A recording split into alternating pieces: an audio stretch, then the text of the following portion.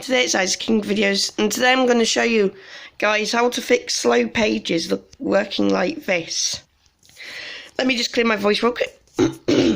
So, today I'm going to show you guys how to fix slow YouTube pages. So the first thing you have to go to is, you have to right click, you have to go to inspect,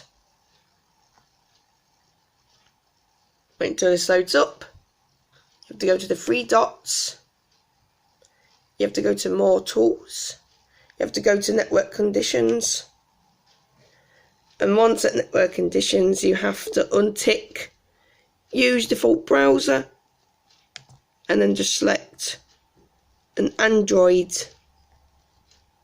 thing here. The best one is Android iEnd. Now you refresh the page and you can see the difference. So as you can see, just like that, it just loaded way more faster than before. You can actually go into videos while they're actually loading in. You can see how fast this is now. I didn't click that button. As you can see, if we take a look, you can see just how fast these pages are loading up now since I've changed the, the thing. And it doesn't actually look slow anymore. And looks really fast. So if this fixes your problem of slow web pages, make sure to subscribe.